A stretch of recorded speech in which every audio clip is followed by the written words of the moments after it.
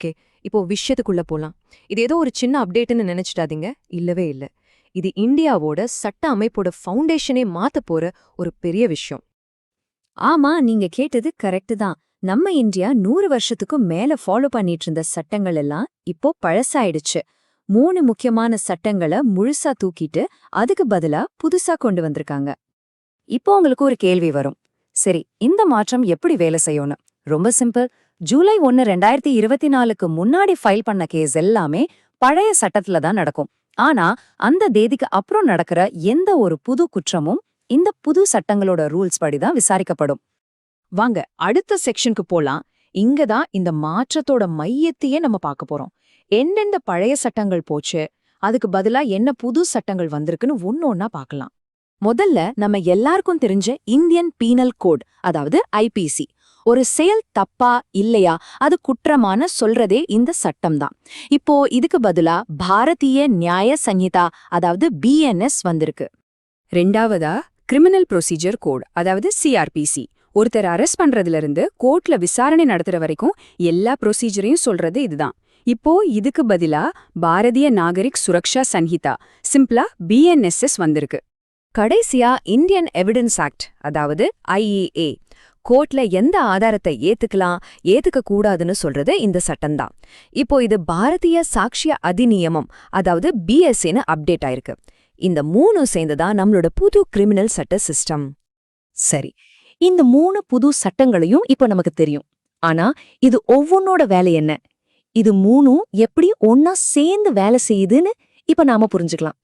இதை ஈஸியா ஞாபகம் வச்சுக்கலாம். பிஎன்எஸ்ங்கிறது என்னங்கிற கேள்விக்கு பதில் சொல்லும். எது குற்றம், அதுக்கு என்ன தண்டனை, இதை எல்லாம் வரையறுக்கிறது தான் இந்த பிஎன்எஸோட வேலை. அடுத்து பிஎன்எஸ்எஸ்.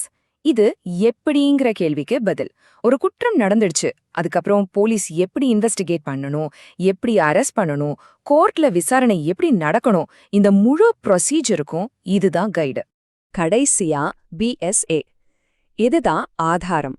ஒரு கேஸ கோர்ட்ல நிரூபிக்க என்ன மாதிரி சாட்சியங்களை கொடுக்கலாம், எதெல்லாம் எவிடன்ஸா ஏத்துக்கலாம், எதை ஏத்துக்க கூடாதுன்னு சொல்ற ரூல்ஸ் எல்லாம் இதுல தான் இருக்கு.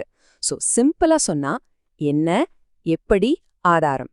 இதுதான் இந்த 3 சட்டங்களோட சாரம். சரி, இந்த சட்ட மாற்றங்கள் எல்லாம் வெறும் பேப்பர்ல மட்டும் இல்லாம நிஜமா ஒரு கோர்ட் ரூம்குள்ள எப்படி இருக்கும்னு ஒரு பிராக்டிக்கல் எக்ஸாம்பிளோட இப்ப பார்க்கலாம் வாங்க. எல்லா கிரிமினல் கேஸ்லயுமே ஒரு ரொம்ப முக்கியமான ஸ்டேஜ் இருக்கு. அது என்னன்னா, குற்றம் சாட்டப்பட்டவரை ஜட்ஜ் நேரடியா கேள்வி கேட்கிறது. இந்த ப்ரொசீஜர்ல என்ன மாற்றம் வந்திருக்குன்னு பாப்போம். இங்க பாருங்க, இதுதான் அந்த நேரடி மாற்றம். முன்னாடி சிஆர்பிசில செக்ஷன் 313 படி இந்த விசாரணை நடந்தது. இப்போ புது பிஎன்எஸ்எஸ் சட்டத்துல செக்ஷன் 351 படி இது நடக்க போகுது. செக்ஷன் நம்பர் தான் மாறியிருக்க தவிர இதோட முக்கியத்துவம் இன்னும் அப்படியே தான் இருக்கு. இந்த ப்ரொசீஜர் எப்படி நடக்கும்னா, முதல்ல அரசு தரப்பு அவங்களோட எல்லா சாட்சிகளையும் ஆதாரங்களையும் கோர்ட்ல வைப்பாங்க. அதுக்கப்புறம் ஜட்ஜ் நேரடியா குற்றம் சாட்டப்பட்டவரை கூப்பிட்டு கேட்பாரு, உங்க மேல இந்த மாதிரி ஒரு சாட்சி இருக்கு, இந்த ஆதாரம் இருக்கு, இதுக்கு நீங்க என்ன சொல்றீங்க?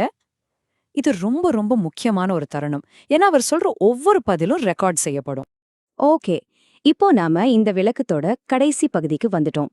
இதுவரைக்கும் நாம பார்த்ததுல நீங்க கண்டிப்பா ஞாபகம் வச்சுக்க வேண்டிய விஷயங்களை இப்போ ஒரு தடவை வேகமா பாத்துடலாம். ஞாபகம் வச்சுக்கோங்க, 3 பழைய சட்டங்களுக்கு பதிலா 3 புது சட்டங்கள். பிஎன்எஸ் என்ன குற்றம்னு சொல்லுது, பிஎன்எஸ் எப்படி விசாரிக்கணும்னு சொல்லுது, பிஎஸ்ஏ ஆதாரத்தை பத்தி சொல்லுது. ஜூலை 1, 2024 இது அமலுக்கு வந்திருக்கு. பழைய கேஸ் பழைய சட்டத்துல, புது கேஸ் புது சட்டத்துல நடக்கும். அவ்வளவுதான் விஷயம். இது வெறும் சட்ட புத்தகங்கள்ல நடந்த ஒரு மாற்றம் மட்டும் இல்ல. இந்தியாவோட நீதித்துறை ஒரு புது அத்தியாயத்தையே தொடங்குது. இந்த புது சட்டங்கள் வர தலைமுறைக்கு நீதியை எப்படி கொடுக்க போகுதுன்னு நம்ம யோசிக்கணும். இது ஒரு பெரிய பயணத்தோட ஆரம்பம்தான்.